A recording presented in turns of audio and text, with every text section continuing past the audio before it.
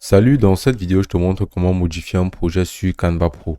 Alors, c'est vraiment très simple comme procédé. Déjà, tu vas d'abord te rassurer d'avoir Canva Pro. Et pour ce faire, tu vas venir cliquer ici sur votre abonnement. Et là, maintenant, tu vas procéder à passer à Canva Pro si tu n'es pas déjà sur un plan pro. Maintenant, une fois que tu t'es rassuré d'être sur un plan pro, tu pourras voir ici dans la section des récents. Ce que tu vas faire, c'est de venir cliquer sur vos designs. Et là, tu pourras donc voir tous tes projets. Tu pourras te lancer dans la création d'un nouveau projet rapidement et simplement en venant sélectionner quel type de projet spécialement est-ce que tu voudras procéder à utiliser. Mais pour le cas d'une modification, on va se rassurer de sélectionner directement un projet en cours.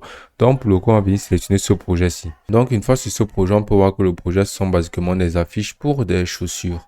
Donc voilà, on va scroller, on va descendre et si on pourra donc voir nos affiches. Donc, on peut directement concevoir des modifications en ajustant ceci, en venant par exemple importer d'autres images de chaussures pour pouvoir les positionner directement ici. Donc voilà, on peut scroller parmi nos imports si on a déjà d'autres images de chaussures qu'on a eu à utiliser au préalable ou bien d'autres images qu'on voudrait utiliser maintenant.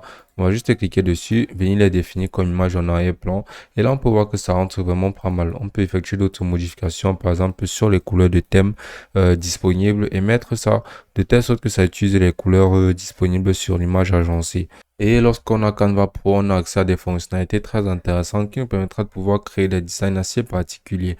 Par exemple, je vais prendre le cas de cette image ici, qu'on va venir basiquement détacher d'abord. Voilà, on va détacher cette image et on va faire en sorte qu'elle remplisse entièrement notre cadre. Maintenant, on peut avoir des effets assez intéressants qui sont possibles à utiliser uniquement grâce à Canva Pro. Ensuite, on va se rassurer de venir recadrer ceci à ce que ça rentre complètement dans l'image. Et maintenant, ce qu'on va faire, sera de dupliquer ceci. Voilà, on va dupliquer et positionner exactement au même endroit. Une fois donc positionné, on va utiliser effacer l'arrière-plan, qui est une fonctionnalité uniquement de Canva Pro.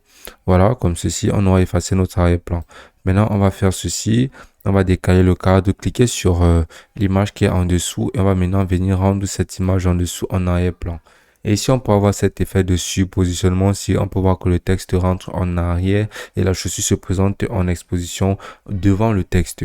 Donc, c'est possible uniquement grâce à cette fonctionnalité d'effacer l'arrière-plan sur Canva Pro qui est très intéressante. Donc, il y a énormément de fonctionnalités Canva Pro qui sont très attrayantes. Il y a la modification de l'image qui nous permettra de pouvoir générer des arrière-plans différents. Il y a la gomme magique et basiquement énormément d'autres options très intéressantes de Canva Pro.